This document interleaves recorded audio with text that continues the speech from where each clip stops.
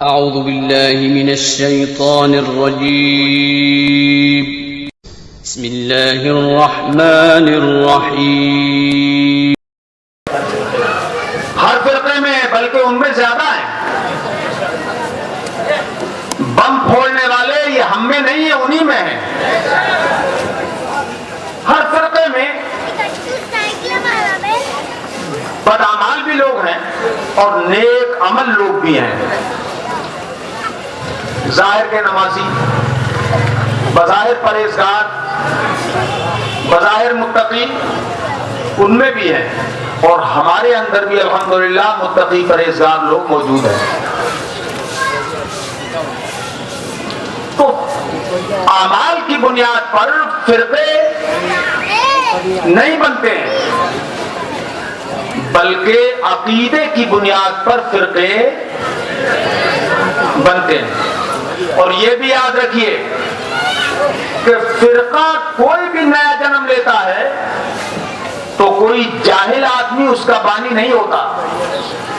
توجہ فرمائیے گا، اس فرقے کا بانی کوئی جاہل نہیں ہوتا کہ کوئی جاہل کھڑا ہو جائے اور فرقہ بنا لے، ایسا نہیں ہو سکتا۔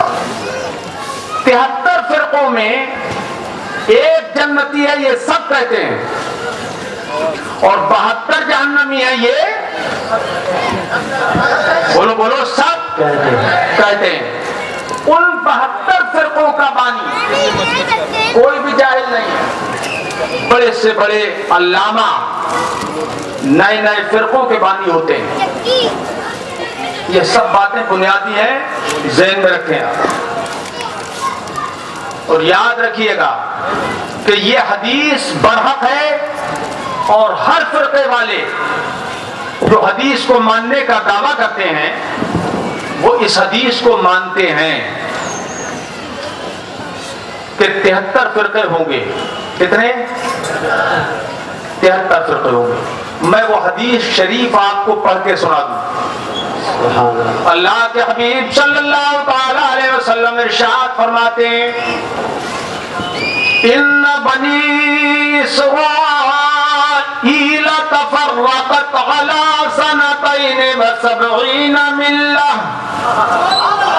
وستفترق امتی على 33 ملة كلهم في النار الا واحدة او كما قال رسول اللہ صلی اللہ علیہ وسلم۔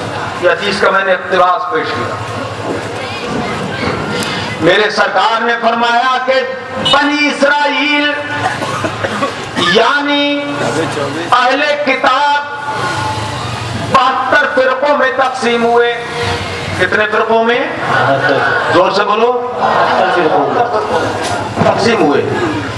فرماتے ہیں سرکار میری امت 73 فرقوں میں بٹے گی۔ کتنوں میں؟ 73 فرقوں میں بٹ جائے گی۔ حضور فرماتے ہیں کلہم فی النار الا واحدہ، سب کے سب جہنم میں جائیں گے، صرف ایک فرقہ ہی جنتی ہوگا۔ سبحان اللہ، سبحان اللہ۔ قالوا ما ہی یا رسول اللہ، سرکار سے پوچھا گیا حضور وہ جنتی فرقہ کون سا ہے؟ قال ما انا علیہ واصحابی، سرکار نے فرمایا وہ جنتی فرقہ وہ ہے جس کی حمایت میں میں ہوں اور میرے صحابہ۔ سبحان اللہ، نعرہ تکبیر، نعرہ رسالت، سبحان اللہ۔ یہ حدیث صحیح ہے، حضرات۔ اب اس میں 2-3 باتیں خاص طور پر قابل لحاظ ہیں اس محفل میں۔ سبحان اللہ۔ سرکار نے فرمایا 72 فرقے ہوئے تھے بنی اسرائیل کے، تو میں ایک سوال کروں گا ان لوگوں سے جو اپنے آپ کو اہل حدیث یا اپنے آپ کو وہابی کہتے ہیں، اور وہ جو آج کل ٹی وی پہ آ رہا ہے، بڑے بڑے جلسے کر رہا ہے، ذاکر نائک، اس سے بھی میں ایک سوال کرتا ہوں، وہ جواب دے کہ میرے آپ آقا تو نبی امی ہے. قرآن فرماتا ہے الذین یتبعون الرسول النبی الامی. سبحان اللہ. مصطفیٰ جان رحمت صلی اللہ علیہ وسلم نبی امی ہے, یعنی انہوں نے دنیا میں کسی سے کچھ بھی نہیں پڑھا. سبحان اللہ. سبحان اللہ. کوئی ایک کتاب بھی تاریخ کی مصطفیٰ نے پڑھی نہیں تھی. سبحان نہ کوئی آسمانی کتاب پڑھی تھی, نہ توریت پڑھی, نہ انجیل پڑھی, نہ زبور, نہ کوئی اور صحیفہ آسمانی پڑھا. سبحان اللہ. کچھ پڑھا ہی نہیں تھا, نہ کوئی تاریخ کی کتاب پڑھی تھی. تو سوال یہ ہے کہ حضور نے یہ کیسے فرما دیا کہ بنی اسرائیل کے 72 فرقے ہوئے تھے؟ سبحان اللہ. سبحان اللہ. سبحان اللہ. بنیادی سوال ہے میرا. ماشاء اللہ. حضور نے کیسے فرما دیا کہ 72 فرقے بنی اسرائیل کے ہوئے تھے؟ وہ تاریخ کی کون سی کتاب تھی جو مصطفیٰ نے پڑھ کے بتا دیا؟ مجھے بتایا جائے, کوئی بھی ذاکر نائک یا اس کا چیلا مجھے بتا دے, یا وہ امام حرم بتا دے. تو یہاں آیا تھا کہ کون سی تاریخ حضور نے پڑھی تھی کہ فرما دیا 72 فرقے ہوئے تھے. سبحان اللہ. کتنے فرقے ہوئے تھے؟ 72 فرقے. 72 فرقے ہوئے تھے. حضور نے بتا کیسے دیا؟ تو کوئی فرقہ علم کا ہی بتا نہیں سکتا, نہ مودودی, نہ دیوبندی, نہ غیر مقلد, نہ اہل حدیث. یہ کوئی فرقہ اس سوال کا جواب نہیں دے سکتا. تاریخ حضور نے پڑھی نہیں, بتایا کیسے؟ سبحان اور اہل سنت ہی جواب دیں گے کہ حضور نے اس لیے بتا دیا کہ اللہ نے انہیں غیب کا علم عطا فرمایا.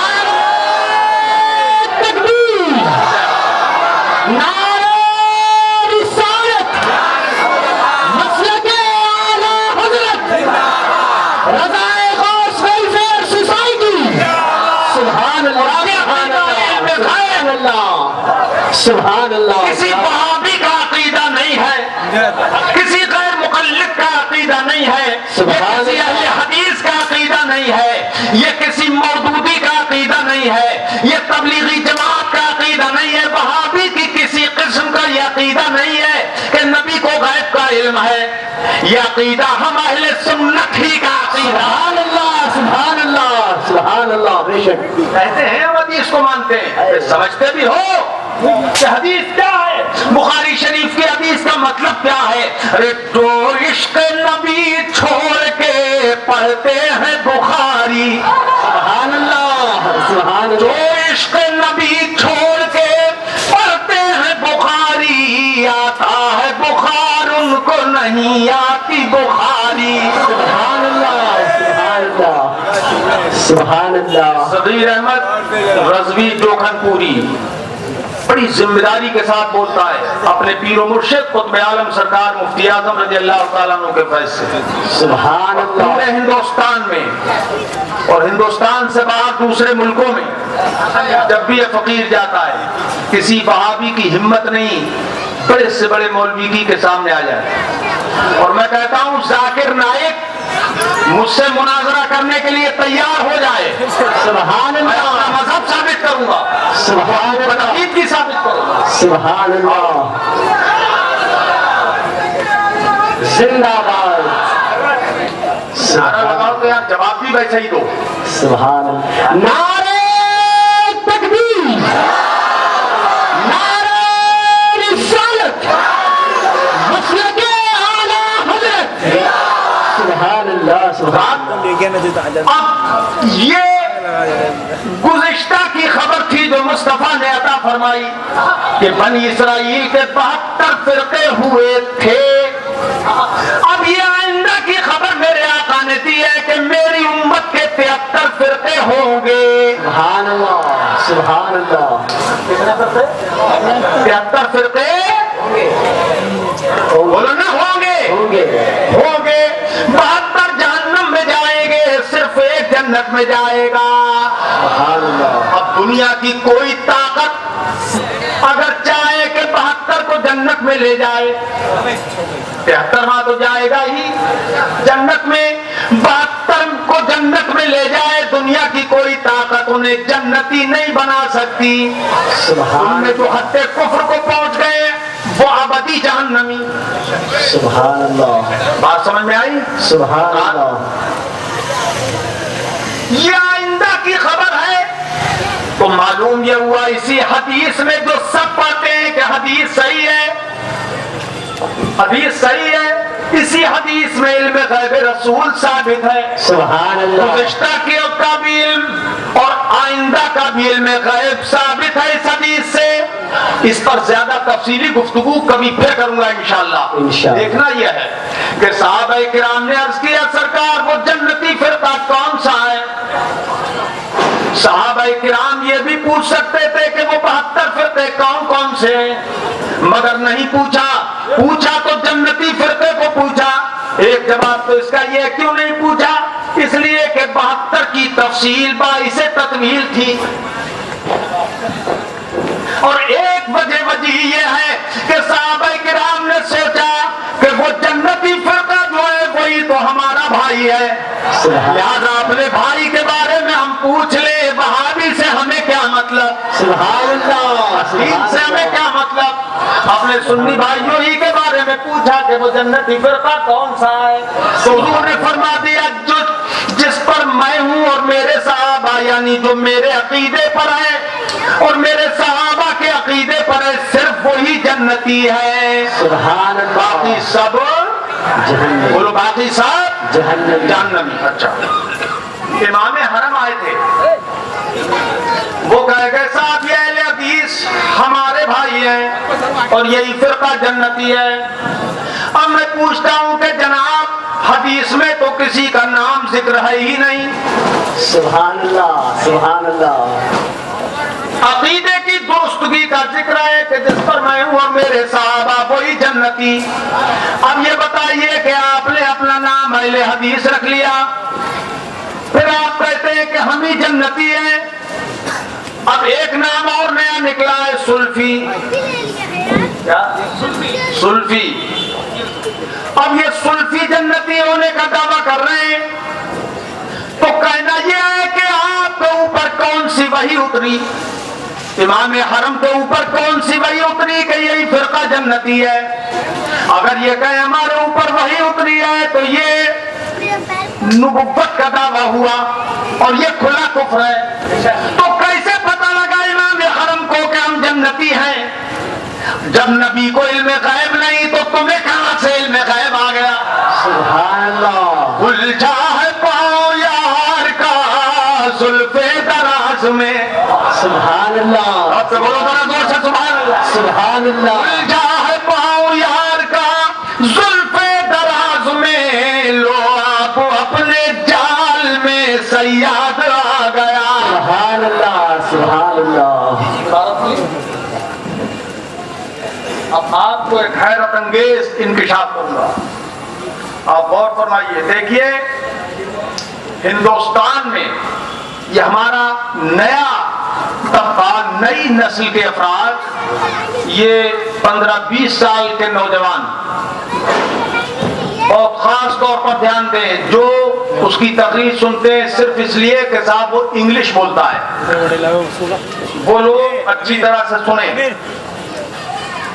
ایک خاص چیز کی طرف توجہ آپ کو میں دلاتا ہوں کہ ان کے جلسے میں کچھ لوگوں کو دکھایا جاتا ہے کہ اتنے لوگ مسلمان ہو گئے، یہ دکھایا جاتا ہے، بولو نا، اس کا اعلان کیا جاتا ہے۔ ہوتا کیا ہے؟ تھے وہی، اور مجمع میں آ کے انہوں نے اسلام ظاہر کر دیا کہ ہم اتنے مسلمان ہو گئے، وہاں سے نکلے پھر وہی۔ سبحان اللہ۔ جو تھے رہے وہی کے وہی، لیکن دکھا دیا، شو کیا، تاکہ یہ پتہ نہ لگے کہ یہ یہودیوں اور عیسائیوں اور سعودیوں کا ایجنٹ ہے۔ عوام پر، نئی نسل پہ یہ چھاپ ڈالنے کے لیے کہ صاحب اتنے لوگ مسلمان ہو گئے، تو نئی نسل دام تصویر میں آ گئی، فیور میں آ گئی۔ اور اس کے بعد جو عقیدے کا زہر گھولتا ہے وہ، اس سے یہ نئی نسل واقف نہیں ہوتی. اس کو نہیں معلوم کہ یہ کس قدر نبی کی بغاوت کی بولیاں بولتا ہے. حضور کو مردہ کہنے والا کون ہے علی اعلان سوائے ذاکر نائک کے اور اس کی ذریت کے؟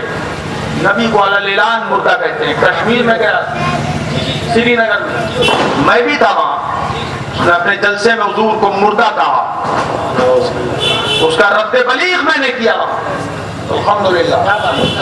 اور اس کتاب میں یہ لکھا ہوا اس نے اپنا عقیدہ بیان کیا. اب میں آپ حضرات کو ایک ایسی چیز بتاتا ہوں کہ آپ کو حیرت ہوگی.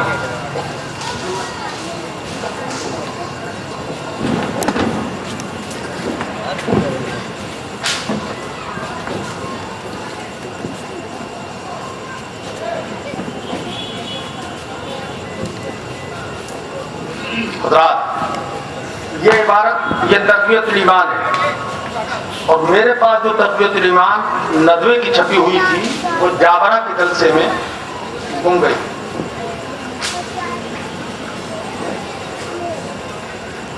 آپ درود شریف پڑھیے. اللهم صل على سيدنا وسيدنا وشفيعنا محمد محمد معدن الجود والكرم وآله وبارك وسلم. اس کتاب میں ایک آیت لکھی مولوی اسماعیل دہلوی نے. آیت یہ لکھی وَمَا أَرْسَلْنَا مِن قَبْلِكَ مِن رَّسُولٍ إِلَّا نُوحِي إِلَيْهِ أَنَّهُ لَا إِلَٰهَ إِلَّا أَنَا فَاعْبُدُونِ. یہ آیت لکھی.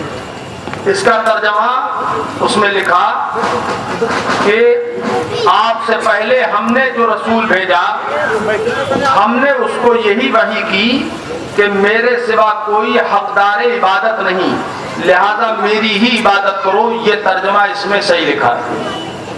لیکن دوسری تقویۃ الایمان جو ندوے سے چھپی ہے اس میں اس کا ترجمہ دوسرا لکھا ہے. اس میں لکھا ہے صاف طور پر کہ میرے سوا کوئی ماننے کے لائق نہیں. اس میں یہ ترجمہ لکھا. مگر چور چوری کرتا ہے، ہیرا پھیری نہیں بھولتا. اس کتاب میں جو ترجمے کے بعد یعنی سے عبارت اپنی شروع کی ہے اس میں لکھا ہے، ذرا غور کیجئے گا، یعنی تمام پیغمبر خدا کے پاس سے یہی حکم لے کر آئے کہ صرف اللہ ہی کو مانا جائے. آپ توجہ کر رہے ہیں؟ پوری توجہ. کیا لکھا کہ اللہ کی طرف سے سارے پیغمبر یہی حکم لائے کہ صرف اللہ ہی کو مانا جائے اور اس کے سوا کسی کو نہ مانا جائے.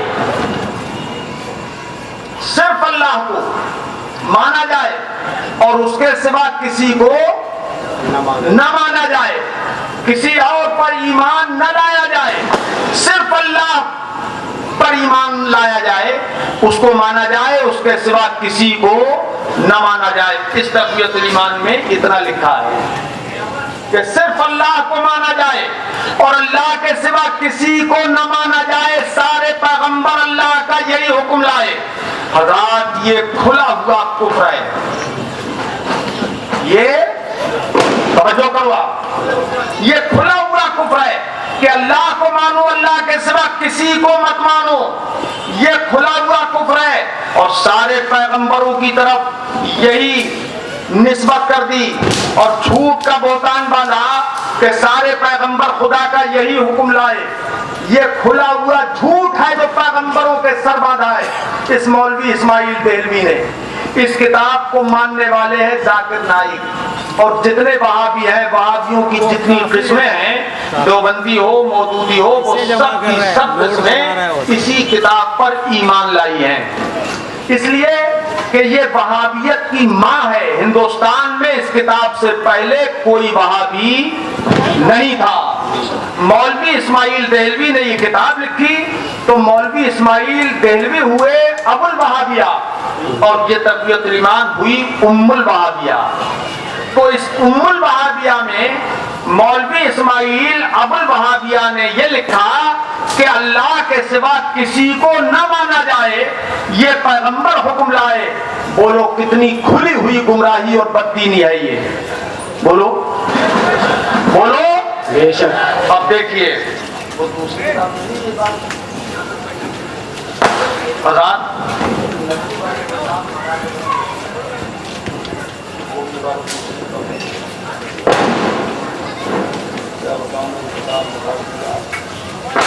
اب میں اس کتاب کے تعلق سے آپ حضرات کو کچھ بتاؤں گا۔ یہ کتاب میں لکھا کہ اللہ کے سوا کسی کو نہ مانا جائے۔ اب میں کہتا ہوں جناب کلمہ شریف پڑھ کے بتائیے، سب لوگ پڑھو ذرا، لا الہ الا اللہ۔ صرف اتنا ہی کلمہ ہے کہ آگے بھی ہے کچھ؟ بولو محمد الرسول اللہ صلی اللہ علیہ وسلم، یعنی اللہ کے سوا کوئی عبادت کے لائق نہیں۔ اور اس کتاب میں تقویۃ الایمان میں جو ندوے سے چھپی ہوئی ہے، ندوۃ العلماء لکھنؤ سے، اس میں لکھا ہے کہ اللہ کے سوا کوئی بھی ماننے کے لائق نہیں ہے، کوئی ماننے کے لائق نہیں ہے۔ تو اللہ کی پناہ، جب اللہ کے سوا کوئی ماننے کے لائق نہیں ہے تو کہنا یہ ہے کہ پھر محمد رسول اللہ کلمے میں کس لیے ہے؟ سبحان اللہ، کس لیے ہے؟ بولو حضور کو مانا جائے کہ نہ مانا جائے؟ اور سے بولو نبیوں کو مانا جائے کہ نہ مانا جائے؟ اور یہ سارے نبی اللہ نہیں ہیں، یہ نبی اللہ ہیں، رسول اللہ ہیں، جو 313 رسول ہیں وہ رسول اللہ ہیں۔ اور جتنے نبی 1,24,000 کم و بیش یا 2,24,000 کم و بیش نبی ہیں وہ سب نبی اللہ ہیں۔ سبحان اللہ، ان کو مانا جائے کہ نہ مانا جائے؟ بولو مانا جائے۔ اور سے بولیے اچھا جو نہیں مانے گا وہ مسلمان رہے گا؟ بولو نہیں رہے گا۔ تو مولوی اسماعیل نے یہ من گھڑت بات لکھ دی کہ نبیوں کو اللہ کے سوا کسی کو نہ مانا جائے۔ یہ میں نے پڑھ کے عبارت کی آپ کو سنائی کہ سارے نبی یہی حکم لائے کہ اللہ کے سوا کسی کو نہ مانا جائے۔ تو میں کہوں گا دیکھو یہ کس طرح کی بے ایمانی اور بددیانتی ہے۔ جب بھی نبی تشریف لائے دنیا میں تو انہوں نے پہلے یہ اعلان کیا کہ میں اللہ کا نبی ہوں۔ سبحان اللہ، سبحان اللہ، سبحان اللہ۔ ان جو رسول آئے انہوں نے اعلان کیا کہ میں اللہ کا رسول ہوں، مجھے مانو، مجھے اللہ کا رسول مانو۔ مگر وہ قومیں جو بے ایمان تھی، ایمان نہیں لائی، وہ یہی کہتی تھی کہ یہ تو بازاروں میں چلتے ہیں، یہ کھاتے پیتے ہیں، یہ رسول کیسے ہو سکتے ہیں؟ ایمان نہیں لاتے تھے۔ جب رسول پر ایمان نہیں لاتے تھے تو اللہ پر بھی ایمان نہیں لاتے تھے۔ اب ذرا قرآن پڑھ کے دیکھیے، بے ایمان نے لکھ دیا کہ اللہ کے سوا کسی کو نہ مانا جائے، لیکن قرآن کیا فرماتا ہے؟ کل آمن باللہ وملائکتہ وکتبہ ورسلہ۔ سبحان اللہ، سبحان اللہ۔ والیوم الآخر۔ کونے پہ لگا دے، چابی میں بعد میں دیکھتا ہوں زمین لگا میں حافظ قرآن نہیں ہوں۔ ادھر کونے پہ جگہ دیکھیے اس میں یہ کئی چیزیں بیان فرمائی اللہ پاک نے۔ کل آمن باللہ، وہ سب ایمان لائے اللہ پر، وملائکتہ، اور اس کے فرشتوں پر، اس کے فرشتوں پر، وکتبہ، اور اس کی کتابوں پر، ورسلہ، اور اس کے رسولوں نبیوں پر، پیغمبروں پر۔ یعنی یہ جو ایمان لائے اللہ پر، ایمان لائے فرشتوں پر، ایمان لائے قیامت پر، ایمان لائے نبیوں اور رسولوں پر، ایمان لائے پیغمبروں پر، یہ سب پہ سب ایمان والے ہیں، یہ سب پہ سب مسلمان ہیں۔ اور بتاؤ ملا جی کہہ رہے ہیں اللہ کے سوا کسی کو نہ مانا جائے، اور اللہ کہہ رہا ہے کہ میرے نبیوں کو مانا جائے، رسولوں کو مانا جائے، پیغمبروں کو مانا جائے، فرشتوں کو مانا جائے۔ بولو اب اللہ کی بات سچی ہے یا ملا کی. زور سے بولو, زور سے. کس کی بات؟ کس کی بات سچی؟ ملا کی کہ اللہ کی؟ اللہ سچا یا یہ ملا سچا؟ زور سے بولو. اب ذاکر نہ کیا تو یہ ملا کو چھوڑیں, ملا جی کو چھوڑ دیں, صرف اللہ کو مانے اور اللہ نے جو فرمایا اس کو مانے, تب ایمان والے بنے. مگر وہ تو اللہ کی نہیں مان رہے, ملا کی مان رہے, اسی لیے وہابی بن گئے. بات سمجھ میں آ گئی؟ حضرات خوب اچھی طرح سمجھ گئے کہ اس کتاب میں صاف لکھ دیا کہ اللہ کو مانا جائے, اللہ کے سوا کسی کو نہ مانا جائے. اور اللہ فرما رہا ہے کہ اللہ کو بھی مانو اور رسول اللہ کو بھی مانو, فرشتوں کو مانو, جنت و دوزخ کو مانو. دیکھو قرآن کی پہلی ہی آیت الف لام میم ذالک الکتاب لا ریب فیہ ہدی للمتقین الذین یؤمنون بالغیب. یہ جو دوسری آیت کریمہ میں ہے الذین یؤمنون بالغیب, وہ لوگ کہ جو غیب پر ایمان لاتے ہیں. سبحان اللہ. مومن کون ہے؟ سبحان متقی اللہ. کون ہے؟ جو غیب پر ایمان لاتے ہیں. بولو نا زور سے, غیب پر سبحان اللہ. ایمان لاتے ہیں.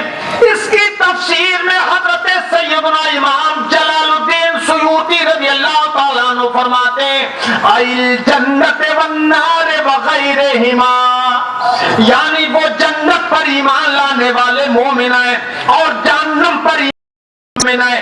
اور ملا جی کہہ رہے ہیں صرف اللہ کو مانو, نہ جنت کو مانو, نہ جہنم کو, نہ نبیوں کو مانو, نہ رسولوں کو. اب بتاؤ نبیوں رسولوں کو ماننے والا مومن ہے کہ نہیں؟ ہے نا. اور جو انکار کرے وہ زور سے بولو وہ مومن نہیں ہو سکتا.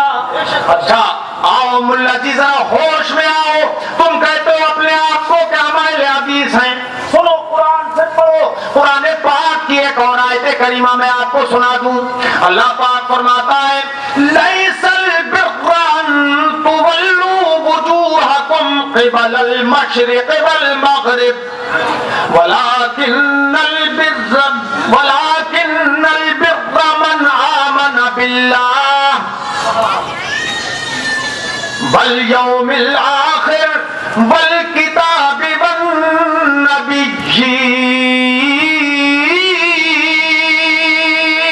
سبحان اللہ. سبحان اللہ. یعنی اصل نیکی یہ نہیں ہے کہ تم پورب کو منہ کرو یا پچھم کو. اصل نیکی یعنی ایمان یہ ہے کہ ایمان لاؤ اللہ پر, ایمان لاؤ اللہ پر, والیوم الآخر اور قیامت کے دن پر, سبحان اللہ, والکتاب اور اللہ کی کتابوں پر ایمان لاؤ, والنبیین اور نبیوں پہ ایمان لاؤ. اصل ایمان یہ ہے, سبحان اصل نیکی یعنی ایمان یہ ہے. سبحان اللہ. کتابوں پر بھی ایمان لاؤ, آسمانی کتابوں پر, اور رسولوں اور نبیوں پر بھی ایمان لاؤ. اصل ایمان, اصل نیکی یہ ہے. سبحان اللہ. اور ملا جی لکھ رہے ہیں بنیادی کتاب میں, اپنی وہابیت کی بنیادی کتاب میں, کہ بس اللہ کو مانا جائے اور اس کے سوا کسی کو نہ مانا جائے. اب کلمہ شریف میں اتنا ہی ہے لا الہ الا اللہ یا محمد رسول اللہ بھی ہے. بولو ہے کہ نہیں ہے؟ بولو پورا کلمہ یاد ہے؟ اچھا اب یہ ملا جی بس اتنا ہی رکھے لا الہ الا اللہ اور محمد رسول اللہ کو حذف کر دیں اور پھر مسلمان بن کے کہلا کے دکھائیں. کوئی مان لے گا؟ بولو بجز حب محمد حاصل ایمان ہو نہیں سکتا. سبحان اللہ. بجز حب محمد حاصل ایمان ہو نہیں سکتا. خدا کا ماننے والا مسلمان ہو نہیں سکتا. سبحان اللہ. سبحان اللہ. اچھا تو آیتیں میں نے اس سلسلے میں پیش کی. آؤ اب ایک چیز پیش کرتا ہوں حدیث پاک سے. یہ حدیث جبریل کے نام سے مشہور ہے. حدیث بہت لمبی ہے, پوری حدیث پڑھوں گا تو ٹائم بہت لگ جائے گا. میرے آقا مولا صلی اللہ علیہ وسلم کی بارگاہ میں سیدنا جبریل امین حاضر ہوئے. مجمع صحابہ تھا. حضرت جبریل مجمع میں سے گزرتے ہوئے سرکار کی بارگاہ میں حاضر ہوئے. تفصیل سے کبھی پھر سنیے گا حدیث جبریل انشاءاللہ, بڑے حقائق و دقائق اس میں موجود ہیں. مگر یہاں مختصر سی بات میں اتنی بتاؤں آپ کو کہ حضور کی بارگاہ میں حاضر ہوئے, بہت قریب ہو کر حضور سے بیٹھ گئے. وَأَسْنَدَ رُكْبَتَيْهِ إِلَىٰ رُكْبَتَيْهِ, اپنے تو دونوں زانو حضور کے مبارک زانو سے ملا کے بیٹھ گئے. سبحان اللہ. وَوَضَعَ كَفَّيْهِ عَلَىٰ فَخْذَيْهِ, اور حضور کے زانو پر اپنے ہاتھ بڑھا کے اپنی ہتھیلیاں رکھی. سبحان اللہ. یا اپنے زانو پہ اپنی ہتھیلیاں رکھی. اور جس طرح ہم لوگ تشہد یعنی تحیات میں بیٹھتے ہیں, بڑے ادب کے ساتھ حضور کے سامنے بیٹھ گئے. کون بیٹھ گئے؟ بولو کون بیٹھے؟ حضرت جبریل امین سید الملائکہ ادب کے ساتھ بیٹھ کے حضور سے سوال کرنے لگے. کتنے ادب سے حضور کی بارگاہ میں وہ بیٹھے, ذرا تصور کرو. سبحان اللہ. جیسے تحیات میں خدا کی بارگاہ میں بیٹھا جاتا ہے, ویسے مصطفیٰ کی بارگاہ میں بیٹھ گیا. سبحان اللہ. سبحان اللہ. وہی انداز تھا.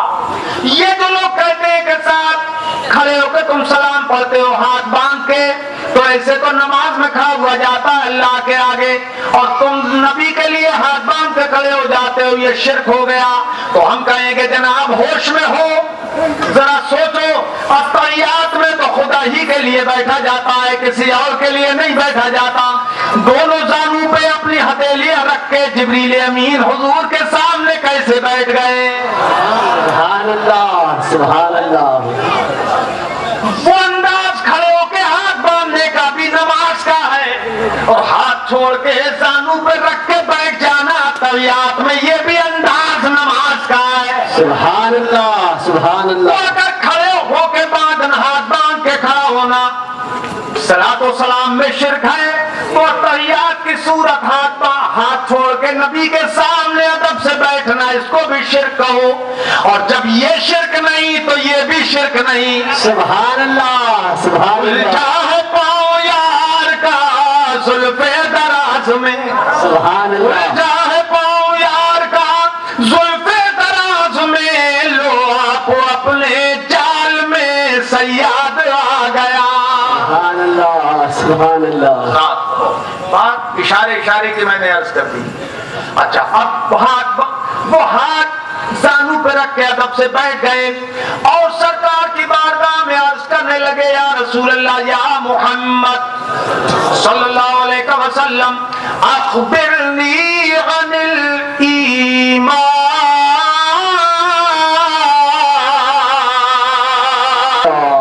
یا رسول اللہ صلی اللہ علیہ وسلم, مجھے یہ بتائیے کہ ایمان کسے کہتے ہیں؟ سبحان اللہ. سبحان اللہ. سبحان اللہ. پوری توجہ. کہ ایمان کسے کہتے ہیں حضور, مجھے یہ بتائیے. حضرات مجمع صحابہ تھا, تنہائی کی بات نہیں تھی. تنہائی کی بات نہیں تھی, اس لیے کہ نص صریح ہے حدیث کی شروع میں, اور یہ حدیث حضرت عمر فاروق اعظم رضی اللہ تعالیٰ عنہ سے مروی ہے. انہی نے فرمایا, کننا جلوسا عند رسول اللہ صلی اللہ علیہ وسلم, کہ ہم لوگ حضور کے پاس بیٹھے ہوئے تھے, مجمع صحابہ تھا. اس مجمع میں گزرتے ہوئے حضرت جبریل حضور کے قریب آ گئے, اور کوئی صحابی پہچان نہیں سکا کہ یہ ہے کون. سبحان اللہ. حضرت عمر کے یہ الفاظ بھی شروع میں, لا یعرفہ احد منا, ہم میں کا کوئی آدمی ان کو پہچانتا نہیں تھا کہ یہ ہے کون. سبحان اللہ. سوالات کر کے وہ جب چلے گئے تب حضور نے فرمایا, تم نے پہچانا کہ یہ کون تھے؟ یہ سائل کون تھا؟ سوال کر کے چلا گیا کون تھا؟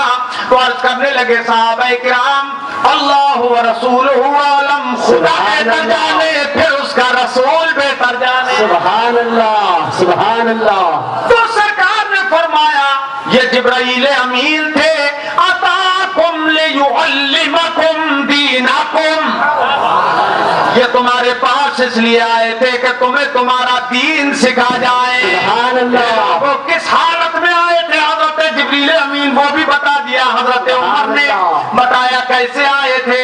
سنو سنو، کہتے ہیں شدید و بیاض الثیاب و شدید و سواد الشعر، یعنی بڑے کالے کالے بالوں والے اور سفید سفید کپڑوں والے تھے وہ جبریل امین جو آئے تھے۔ پہچانتا کوئی نہیں تھا، حلیہ بتا دیا، یعنی بال بہت کالے تھے اور کپڑے بہت سفید تھے۔ یہ اشارے کنایے میں ان کی خوبصورتی کا بیان ہے کہ بڑا حسین و جمیل مرد تھا۔ سبحان اللہ۔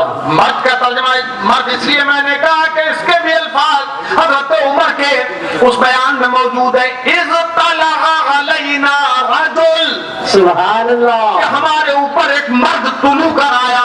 وہ مرد تھے جو آئے تھے، جبریل امین مرد کی صورت میں آئے تھے، سفید لباس میں تھے، کالے کالے بالوں والے تھے۔ اے سنی بھائیو غور کرو، یہ حدیث پڑھتے وہ بھی ہیں مگر کچھ نہیں سمجھتے، اور ہم پڑھتے ہیں تو الحمدللہ حدیث کا مفہوم سمجھتے ہیں۔ وہ کپڑے پہنے ہوئے آئے تھے، لباس پہنے ہوئے آئے تھے، سفید لباس میں آئے تھے اور عمدہ چہرے کے ساتھ آئے تھے، کالے کالے بال لے کے آئے تھے۔ یہ مردانگی کی صورت میں حضرت جبریل آئے تھے تو ان کے کان بھی تھے، ان کی آنکھیں بھی تھیں، ان کی ناک بھی تھی، ان کے ہاتھ بھی تھے، ان کے بازو بھی تھے، ان کے پیر بھی تھے۔ اے لوگوں، پوری انسانی شکل و شباہت میں آئے تھے، مگر آج تک کوئی وہابی اہل حدیث انہیں اپنا جیسا بشر نہ کہہ سکا۔ وہ نور تھے اس لیے اپنا جیسا بشر نہیں کہا۔ تو مصطفیٰ نور ہی نہیں، جان نور ہے۔ نعرہ تکبیر، نعرہ رسالت، نعرہ رسالت۔ سبحان اللہ سبحان اللہ سبحان اللہ سبحان اللہ۔ ہے کسی وہابی میں ہمت؟ اس کتاب میں کیا وجہ لکھا ہے اپنا جیسا بشر، تقویۃ الایمان میں؟ ہے کسی وہابی لہابی میں یہ ہمت کہ حضرت جبریل امین کو اپنا جیسا بشر کہہ سکے؟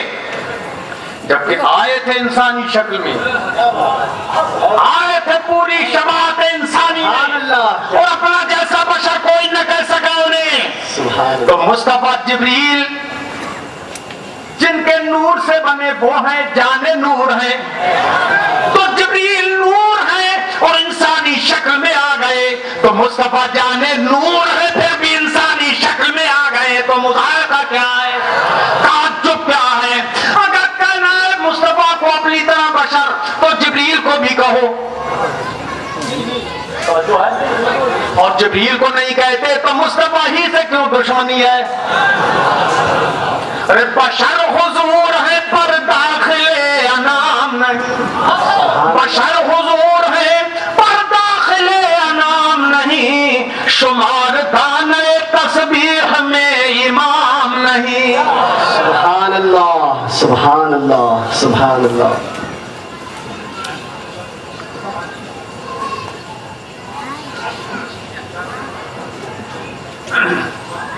رات ابھی کیونکہ لائٹ بہت دیر میں آئی جانے کے بعد، تو یہاں کے سینئر صاحب بھی ذرا غور کریں کہ قوم نے بڑی مشکل کے ساتھ یہ جلسہ منعقد کیا ہے، تو تھوڑی سی رعایت کو کریں۔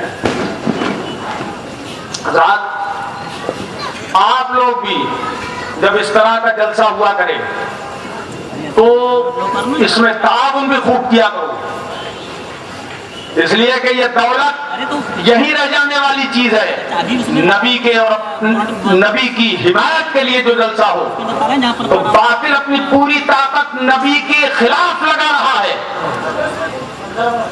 کروڑوں روپے خرچ کرتے ہیں باطل پرست لوگ، को बोलता है اور سنی مسلمانوں آپ اپنے خون پسینے کی کمائی کو اتنا عزیز رکھتے ہو کہ نبی کی حمایت میں جلسہ ہو اس میں شرکت نہ کرو, کھول دے گا کو بھروسہ نہیں جان و مال سے شریک ہوا. سینئر صاحب نے 15 منٹ اور بڑھا دیے. سبحان اللہ سبحان اللہ.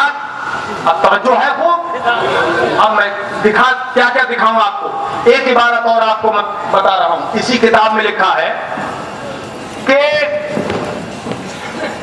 قبر میں کیا ہوگا, آخرت میں کیا ہوگا, اس کا علم نہ کسی نبی کو ہے نہ کسی ولی کو ہے کہ میرے ساتھ خدا قبر میں کیا کرے گا, دنیا میں کیا کرے گا, قبر میں کیا کرے گا, آخرت میں کیا کرے گا. اس کتاب میں لکھا ہوا ہے تقویۃ الایمان میں. اور سب چیزیں دکھانے کی نہیں ہے اس ٹائم کیونکہ ٹائم بہت کم ہے. اس میں لکھا ہوا ہے کہ خدا کہ کسی نبی کو بھی یہ معلوم نہیں ہے کہ میرے ساتھ اللہ پاک آخرت میں کیا کرے گا. معاذ اللہ. زور سے بولو, زور سے بولو, معاذ اللہ. اب یہ بتاؤ کہ نبی کو بھی جب یہ معلوم نہیں کہ میرے ساتھ خدا قبر میں کیا کرے گا اور آخرت میں کیا کرے گا, یہ بات کوئی غیر مسلم پڑھ لے تو ایمان لائے گا؟ بولو, نہیں لائے گا. وہ کہے گا جس کے نبی کو بھی اپنے انجام کا پتہ نہیں کہ میرے ساتھ خدا قبر میں اور آخرت میں کیا کرے گا, اس نبی پر ایمان لانے سے کیا فائدہ, اس نبی کا کلمہ پڑھنے سے کیا فائدہ, اس اسلام کو قبول کرنے سے کیا فائدہ. اب یہ بتائیے ذاکر نائک جو ہیں یہ فرضی مسلمان بنا رہے ہیں. فرضی مسلمان, توجہ ہے, فرضی. ارے خاموش رہو نا. یہ فرضی مسلمان بناتے ہیں تاکہ ہوا کھڑا ہو جائے کہ اتنے مسلمان کر لیے. لیکن یہ دیکھو کہ تمہاری بنیادی تمہارے دھرم کی کتاب میں لکھا ہوا ہے کہ نبی کو بھی یہ معلوم نہیں کہ خدا میرے ساتھ قبر میں کیا کرے گا, آخرت میں کیا کرے گا. اب بتاؤ مجھے کہ جب نبی کو یہ بھی معلوم نہیں کہ خدا میرے ساتھ قبر میں کیا کرے گا, حشر میں کیا کرے گا, تو یہ بولی تمہاری کتنی حدیثوں کے خلاف ہے اور کتنی آیتوں کے خلاف ہے. دو آیتیں میں آپ کو مختصر سی سنا دوں.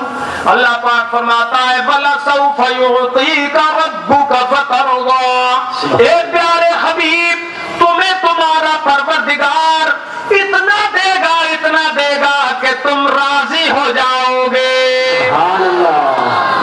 وہ سب کچھ دے گا جس سے تم راضی ہو جاؤ گے.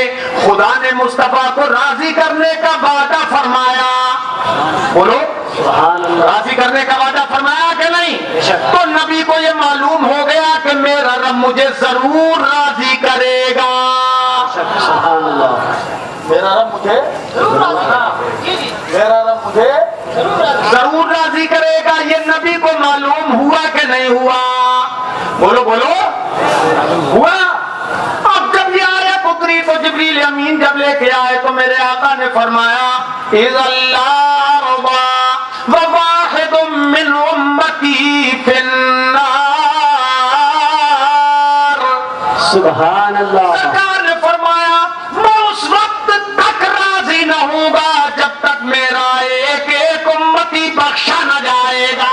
سبحان اللہ. سبحان اللہ. ایک امتی بھی جہنم میں رہے گا تو میں راضی نہیں ہوں گا. اب جبریل امین خدا کی بارگاہ میں حاضر ہوئے کہ تیرے حبیب کو ایسا بول رہے ہیں, تو ارشاد فرمایا کہ جاؤ میرے حبیب سے کہہ دو سنرضیک فی امتک ولا نسوک. اے پیارے, ہم تمہیں تمہاری امت کے بارے میں راضی کریں گے, تمہیں غمگین نہ کریں گے. سبحان اللہ. سبحان اللہ. نبی کو یہ معلوم ہوا کہ نہیں کہ میرے ساتھ خدا آخرت میں کیا کرے گا. بولو, ہاتھ اٹھا کے بولو معلوم ہوا. بولو معلوم ہے. معلوم ہے. ادھر والوں کو نہیں معلوم کہ معلوم ہے. اچھا, اب نبی تو فرما رہے ہیں کہ مجھے معلوم, ملا جی کا رہنا معلوم. اب بولو نبی سچے کہ یہ ملا جی سچے. اور سے بولو, اور سے بولو, ہاتھ اٹھا کے نبی سچے. جب نبی سچے تو یہ ملا جی جھوٹے. تو معلوم یہ ہوا کہ نبی کا عقیدہ اور ہے اور ملا جی کا عقیدہ اور ہے. حضرات یہ عقیدہ تقویت الایمان کا جو بنیادی پستک ہے وہابیت کی، یہ بنیادی کتاب ہے وہابیت کی، یہ اسلام کے بالکل خلاف ہے، اسلام کے بالکل خلاف. اچھا بولو جلدی جلدی کام ہو جائے بھائی. یہ بتاؤ قبر میں کئی سوال ہوں گے؟ زور سے بولو زور سے بولو. یہ مشہور بات ہے. آپ لوگ مجھے بولا کرو کتنے سوال.